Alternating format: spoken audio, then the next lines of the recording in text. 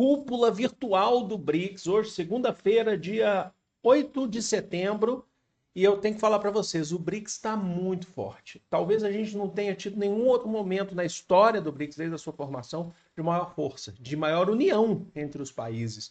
E isso também é uma grande resposta aos Estados Unidos, resposta também à União Europeia, que estão preocupados com esse crescimento, esse fortalecimento do BRICS. Mas não foi só sobre o tarifaço, não foi só sobre o Donald Trump que foi discutido, não. Foram vários outros pontos e a gente vai falar sobre isso hoje. Então já vou pedir para vocês curtirem esse vídeo. Quem é inscrito no canal sabe da importância do engajamento aqui para esse vídeo chegar a mais pessoas e eu agradeço de coração. Enquanto isso, vou tomando meu café. Meu cafezinho Vero. Vamos lá. Então a gente teve, já estava programada essa cúpula virtual do BRICS. Tem gente falando, pô, poderia ser presencial. Recentemente foi, né? Mas por conta de agendas foi virtual. Quem que a gente teve presente? O Brasil, ele está na presidência rotativa, é uma presidência rotativa do BRICS, tá bom? Então a gente teve a presença de governantes, tá? Ó, do Brasil, China, Egito, Indonésia, Irã, Rússia, África do Sul, e outros países também. A gente teve, por exemplo, Emirados Árabes Unidos, presença, né? Presença nessa cúpula virtual. O Lula começou o discurso como presidente, né, do BRICS agora, dessa presidência rotativa, falando que os países que compõem o BRICS, no geral, são vítimas das práticas comerciais ilegais e de chantagem tarifária. Tá evidente isso, a gente não precisa nem ficar falando muito disso, porque já é uma questão que a gente já sabe, mas foi além dessa questão tarifária que a gente já vai explicar também o que o BRICS está pensando, qual que é a perspectiva. O Lula também criticou o genocídio, voltou a falar em genocídio em Gaza, né?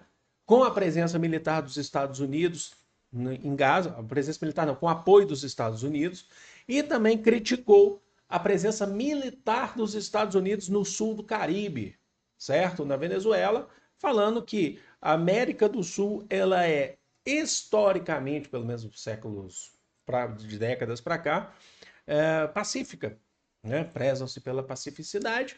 E aí você tem a presença dos Estados Unidos sem necessidade. Então são demandas aí que foram colocadas, tá bom?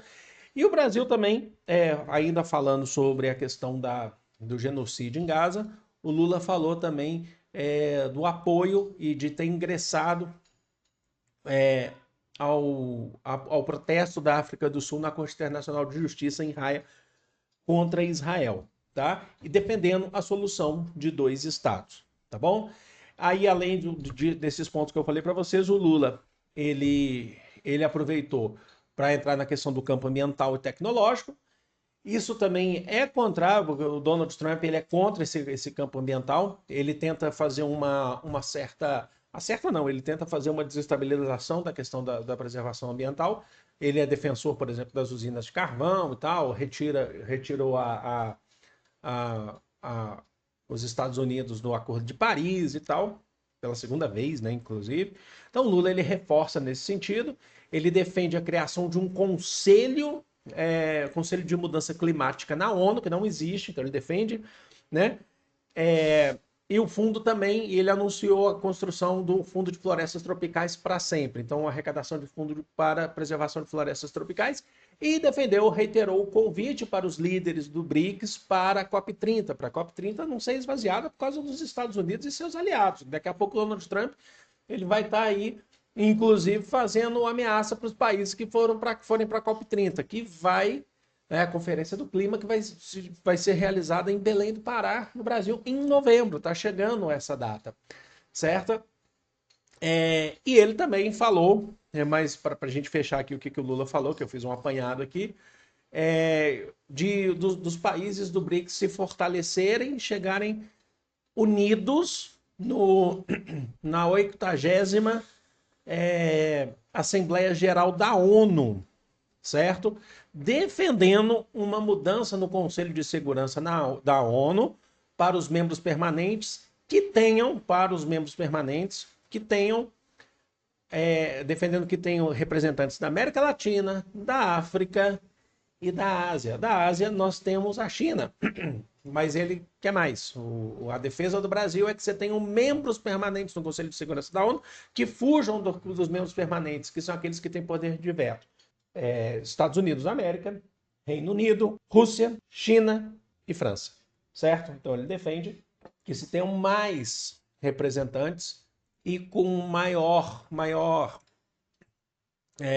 de outros continentes também. Ok, e aí o Xi Jinping também ele teve falas emblemáticas, né? O Xi Jinping, ele pediu para que os países do BRICS continuem resistindo ao unilateralismo e protecionismo dos Estados Unidos. A China, então, deu um recado importante. Falou assim, ó, continuem, nós estamos indo bem, continuem resistindo, não se entreguem, não abram o jogo fazendo acordos, temendo algo, porque o BRICS os BRICS são mais fortes os países. Compreenderam? Eu já falei para vocês que a China tem ajudado no comércio com os países que estão com déficit com os Estados Unidos, só que estão perdendo negociações tarifas com os Estados Unidos. O Brasil mesmo, ele perdeu bilhões aí nos últimos meses por conta disso, mas ele conseguiu recuperar com o comércio com a China. Recuperar não, foi até mais além disso, tá? A gente só não sabe até quando que vai ser, mas ele tem se fortalecido, a questão multilateral, que é uma defesa que o Xi Jinping fez recentemente, inclusive falando sobre uma nova forma de governança global. Vamos abrir aspas para o Xi Jinping para ver o que ele falou. Eu gosto muito porque, assim, inclusive ele faz várias referências históricas e tal. Mas vamos lá. Mas antes de abrir aspas aqui, deixa eu só falar para vocês que o cafezinho que eu tô tomando é o meu cafezinho Vero, café de sempre. Vocês veem aí que eu tô tomando aqui. Enquanto eu vou fazendo os meus vídeos, é um processo, né? Tem gente, nossa, você toma muito café. Eu tomo bastante mesmo, mas calma, gente, não é um atrás do outro, não. Fiquem tranquilos. Mas é um café muito gostoso. É um café muito saboroso, o Café Vero, tá? E eu vou deixar o link daqui para quem quiser conhecer a Vero na descrição. Entrou aqui na descrição, primeiro link da descrição já tem o link da Vero, que é o café por assinatura. Você assina e recebe mensalmente uma caixa da Vero super saborosa, cheio de surpresas na casa de vocês. E aí a gente tem nosso cupom de desconto, que é o Café Dialético. Então quem quiser lá conhecer a Vero e assinar, se puder usar o nosso cupom de desconto, eu agradeço demais, que é o Café Dialético, tudo junto e maiúsculo, tá bom? Bora abrir aspas para o Xi Jinping. China está pronta para trabalhar com os países do BRICS para implementar a iniciativa de desenvolvimento global. Então já dá para entender aqui, acho que já dá para reparar que o Xi Jinping ele está indo para o avanço, ele está indo para o ataque. Assim, não é ataque aos Estados Unidos, é o ataque assim, de fortalecimento da China e dos seus países aliados. O vento forte revela a resistência da grama e o fogo intenso mostra o verdadeiro ouro. Essas referências que eu falei, né? Tem muita questão de provérbios chineses e tal. Enquanto tivermos coragem para assumir responsabilidades e nos apoiarmos mutuamente, o navio dos BRICS certamente será capaz de enfrentar as mudanças no cenário internacional e seguirá sempre firme e estável rumo ao futuro. Forte as palavras do Xi Jinping. Como eu falei para vocês, nos últimos meses já dá para ver uma mudança de postura do Xi Jinping, que é simplesmente menos passividade e mais ação. Acho que dá para entender isso, mas não é uma ação contra os Estados Unidos ou o tempo todo falando como é o Donald Trump, por exemplo, que assim, ele nunca vai achar os problemas no país dele, ele sempre tem que achar os problemas nos outros. Não é assim que o Xi Jinping faz. Ele faz isso assim, ele sempre está falando de fortalecimento dele e dos seus parceiros, e dos seus apoiadores, e das pessoas que estão próximas. Então, assim, ele tem falado muito disso. A demonstração militar que a gente teve agora essa semana foi uma demonstração de poder, inclusive, muito forte, né? Vocês viram isso? A China, ela vai mostrando para o mundo, né? E vai tendo ações para isso. Ela não... Vocês podem perceber que quando a gente tem um Donald Trump e um Xi Jinping, o Donald Trump ele funciona muito na base da ameaça. O Xi Jinping ele está fazendo muitas coisas, inclusive desenvolvimento da África, da Ásia, né? A própria cinturão e rota, o próprio BRICS, né? Que a gente está falando. Inclusive, alguns que não conseguem, alguns países ou grupos, né? ou blocos que não conseguem largar o osso ainda continuam temendo, por exemplo, uma represália maior por parte dos Estados Unidos, a própria União Europeia, vejam você, que tem a China como principal parceira comercial do ponto de vista de compra de mercadorias e venda para a China, que a China é um mercado muito forte, né? A própria União Europeia está ameaçando sancionar a China se a China continuar comprando gás e petróleo russo. Sabe o que a China vai fazer com isso, gente? Nada. A China fala assim: vocês podem sancionar. Quem, assim, o Xi Jinping, logicamente, que ele nunca vai falar assim: quem sai perdendo são vocês. Ele vai falar: todo mundo vai sair perdendo com isso. Nós, mas inclusive vocês. Mas a gente sabe que a União Europeia, a gente não está com essa bola toda. Está se abraçando com os Estados Unidos e aceita as humilhações dos Estados Unidos. Se sancionar a China, ela está extremamente perdida, porque a União Europeia quer, de qualquer forma, acabar assim, com o petróleo russo. Né? A União Europeia está tentando sancionar a Rússia.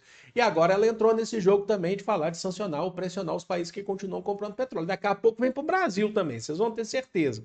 Para a Índia, para o Brasil. Mas assim, não é que a China é. A China é a mais forte do grupo do BRICS, eu não tenho dúvida disso. Mas o BRICS como um todo é muito forte, está assim, sem ameaçar, isso que é muito interessante se fazer. O BRICS não está ameaçando ninguém, como os Estados Unidos fazem, como a União Europeia também entra nessa. Sem ameaçar, ele consegue fazer. Tem as suas imperfeições, tem as suas dificuldades, logicamente. A gente não está falando aqui que é perfeito, mas uma coisa é certa, não está fazendo esse tipo de ameaça, tá produzindo, sabe? Está contribuindo com a colaboração, multilateralismo. É isso.